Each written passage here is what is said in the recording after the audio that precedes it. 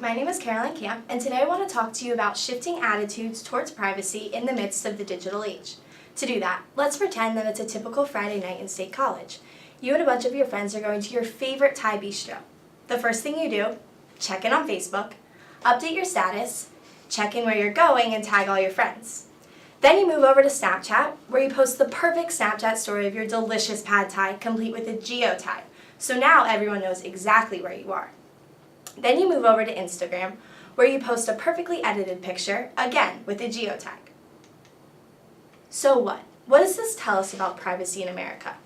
Perhaps a better question to ask is, what does this tell us about the lack of privacy in America? Americans have adopted a culture of sharing where there seems to be a blatant disregard for privacy. Some may even call this a culture of oversharing.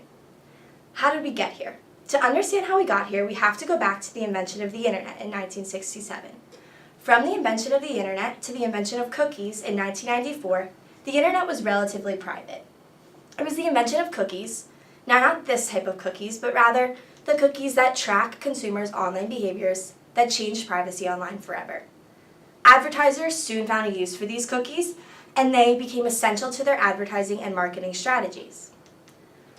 All of this information collected about online activities goes into these big data sets, starting a new cultural phenomenon known as big data. Big data is essentially a sociological issue when data about us is collected, mined, and used for their own personal gain by companies like Facebook, Google, the stores we shop at, the phone companies we use, and even governments. So we have the internet, which revolutionized society. And then we add to that cookies, which changed privacy online forever. And we look at that in the context of big data, these immense data sets collecting information on online consumers constantly.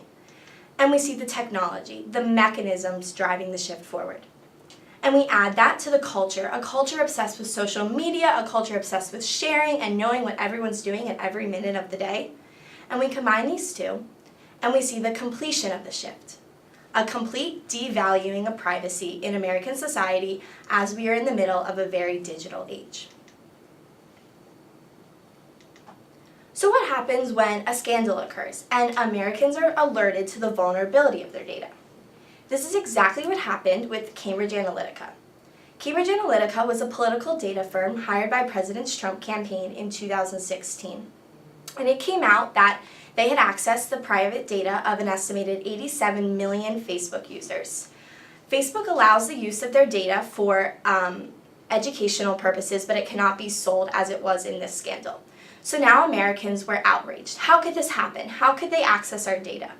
And now we see society primed for a second potential shift, this time in the opposite direction, where privacy would come back to the forefront and be valued by society again. Despite the priming of society for the second shift, we don't know if it's going to happen. We know that 55% of Facebook users, following the Cambridge Analytica scandal, said that they were very concerned about the sale of their personal data. Despite this statistic sounding promising, the future remains to be seen. What we do know is that following the scandal, Facebook CEO Mark Zuckerberg testified in front of Congress regarding the breach. This suggests that the government might be taking a role in regulating online privacy. Anytime the government gets involved in online privacy, it's risky for two reasons. The first, locking down policy in an area as rapidly changing as technology can be dangerous, because that legislation can become obsolete very quickly. And secondly, if the government is existing to protect the consumers from private companies' invasion of their privacy, who is there to protect the consumers from the government invasion of the same? As you can see, the addition of the government into online privacy can make it tricky in a couple different ways. Nevertheless, I challenge you. The next time you go to post on social media, ask yourself, am I contributing to this complex web of personal data where privacy seems to not matter? Or do I want to be a part of the second potential shift where we bring privacy back to the forefront of our lives?